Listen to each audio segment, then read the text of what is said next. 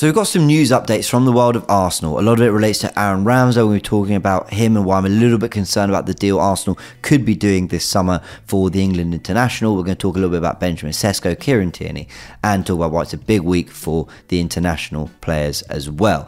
Let's go into it, starting with the Aaron Ramsdale stuff though, because I've said to you right there at the start that I'm a little bit concerned about some of the reports coming out. Now the first report, which may I say doesn't concern me, is this, which is that Arsenal are looking for £50 million for Aaron Ramsdale, and they'd be willing to do a deal of around £40 million plus add-ons. Now that to me is the right perspective to have. Arsenal fans are debating on social media. They debate everything on social media.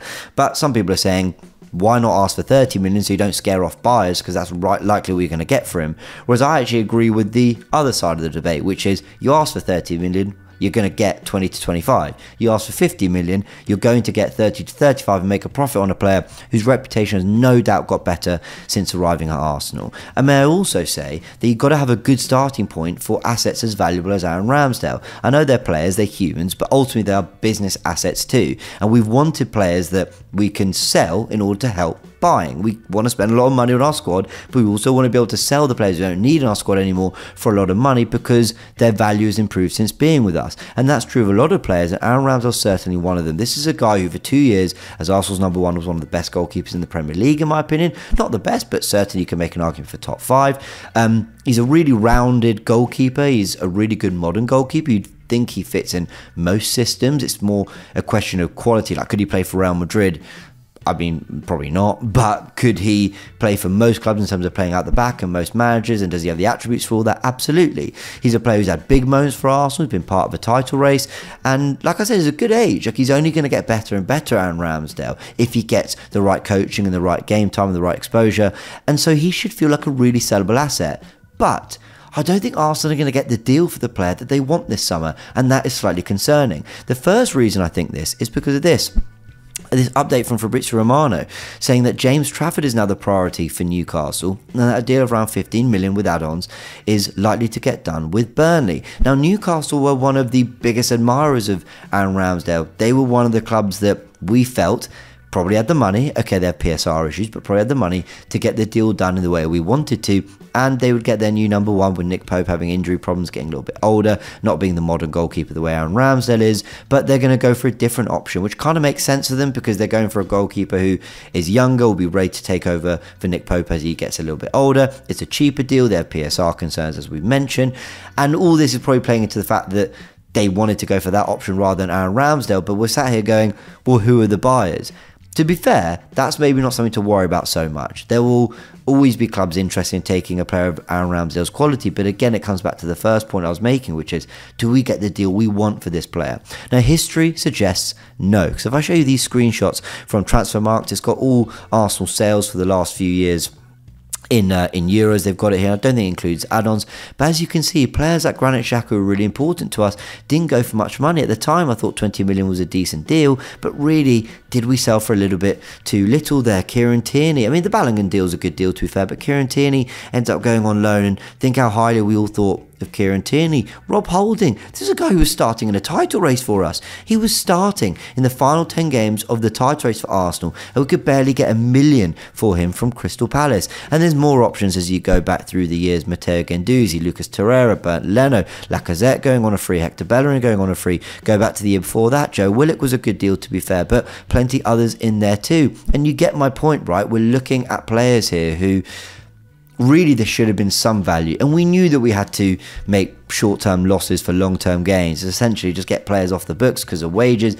and then we could build again and start getting the assets we needed. But we're at that point now, and what's it going to take to get decent fee for Aaron Ramsdale? Now, I think the problems you've got with a player like Aaron Ramsdale is that first, he's a goalkeeper, and what I mean by that is squad players like Smith Rowe can come in and prove something. Right? They can come in against Luton and get man of the match. They can come in for 20 minutes against Everton and look really good and actually remind other clubs that, okay, maybe he wasn't the fit for Arsenal, but he's worth 30-40 million or a 30-40 million punt for us because we can see the qualities there. We can see that Arsenal have shown a little bit of that to us. Aaron Ramsdale, I don't think, has kicked a ball for us since March? Was it the Brentford game against Brentford? Like, he's barely played for us, and goalkeepers' values will diminish because ultimately we've made it clear David Raya is our number one. And so Arsenal put themselves in a little bit of a difficult position there, especially when they do want that higher fee. The question is, do you just keep an Aaron Ramsdale? And this is what I think Arsenal should do, and this is the real problem. When I keep saying there's a problem with Aaron Ramsdale and this deal, this is what I mean. Arsenal at some point need to readdress the market. And what I mean by that is they need to readdress their starting position in negotiations, like a Chelsea and Liverpool have, where there are rumours that Chelsea want £30 million for Armando Broja. Are you kidding me? 30 million? He's not done anything for the last 2 seasons. Before that, he was at Southampton and he was pretty good. He was all right. But 30 million they want for a player that didn't really get anywhere near their first 11. And here we are with Aaron Ramsdale, who's got way more quality. Eddie Nketiah is another one too. And we're not convinced we're going to get the money we want for them. Why? Because Arsenal have sold for far too cheaply in the past. Clubs come knocking our door knowing they're going to fold. They will eventually later in the window rather take the 20 million than have a player that isn't going to play. And so we may as well just wait out to that moment. But I think this is the opportunity for Arsenal, albeit it's not what Aaron Ramsdale would want. I think you do have to consider that. But this is the opportunity for Arsenal to put their foot down and go, okay, not 50 million or nothing, but if nothing comes in at around £30 million or more, you don't do the deal. And yes, Aaron Ramsdale might have to suck it up, unfortunately. He might have to do another year on the bench, but at least you've got a really good number 2. You don't have to worry about going to the market for another one. I don't think Arsenal are in any financial pressure whatsoever. I mean, a really great breakdown of this was done by Alex on the Different Knock on his video, talking about what he wants to see from the window, and he explained that Arsenal are in a very financially healthy position, so there shouldn't be any pressure or need to sell Aaron Ramsdale. You've got a really good number 2 there, and you say to him, look, you signed a contract and you know, there is a value to us, and unfortunately we're not going to let you go unless we get somewhere near that value. And I know it's ruthless and I know it's harsh, but Arsenal need to address that market situation so that when clubs come in for other players, they know we're no pushovers and we're going to demand what these players are worth. And I think that's the problem Arsenal have. Do you just sell and, you know, move on a player who ultimately isn't a number 1, who ultimately isn't going to play much football and is probably just £20 million sitting on the bench that could be useful in other areas? Or do you stand firm and say, look, Aaron, I'm sorry, but we need that money to come in before we even entertain a move? And, you know, quite frankly, we're just going to wait. And for now, you're going to be our number 2 and you're going to play when we need you. It's ruthless. It's not particularly nice. But at some point, you need to put your foot down on a player. They almost did with Fowler and Balogun, to be fair. They got good value out of that sale. But can they do that with Aaron Ramsdale? That's what I'd be looking for. They're not going to do that with Kieran Tierney. That was an update coming through as well, that Arsenal originally wanted 30 million for him last season, but would get 10 million for him now. I get it. Injury problems. You know, he's clearly not in favour of Arsenal. Again, if no one comes in for 10 million, I'd keep him as a squad player, because why not? He's still a very good player as an overlapping fullback. We might want to add that dynamic to our team if he keeps fit. Maybe you get something out of Kieran Tierney, who Mikel Arteta absolutely loved not that long ago. So let's see. I think he'll move on. I just don't know. Well, I just know we're not going to get any money we're particularly happy with when it comes to that particular deal. I would try him out in pre-season, see how he's looking. Another update came from Alex Goldberg, as Eduardo Hagen shared here.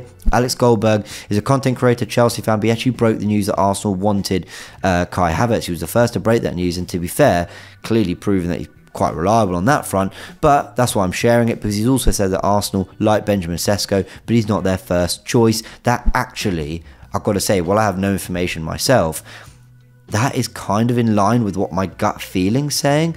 Honestly, I'm just basing it on my gut feeling, but I don't think Arsenal really want Benjamin Sesko. I think if they really did, they'd be much more advanced to this deal than we reportedly are. So I think that sort of adds up. I don't think he's a first choice. He says Chelsea are pushing harder. I think there's a good chance that he ends up there.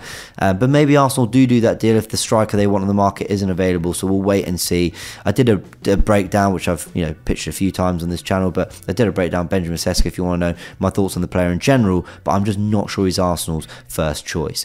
Now, the last bit of news I want to tell you all about is this, that the international summer tournaments are starting this week with the Euros and Copa America, and as you can see here, these are all the players that are on their way to the tournaments. Really excited to see how they all do. I think we're going to have a Euros winner. I think one of England, Germany, Spain, or France could easily win this competition? And could there be Copa America winners with the two Gabriels, Magalhaes and Martinelli? We'll see you there. If you want some more thoughts and updates on the international players and what to expect, especially from Euro 2024, AFTV did a really good article breaking some of this stuff down, so I urge you to all go have a little look at that. That is the news update, everyone. Let me know, what do you think Arsenal should be doing in terms of Aaron Ramsdale? Do you keep him and just say, no, if we don't get the value we want, we don't move him on?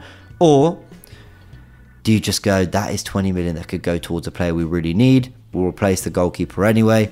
It's a difficult one. I don't know, but I think we've got to stand firm at some point in the market, showing no pushovers, and get the players that we really, really want. I did a video talking about players leaving and what we should expect from this summer, and put some values on some players. Go have a little watch that video. Let me know what you think as well about all those. Many, many thanks. Subscribe to the channel if you haven't yet, and I'll see you all very soon.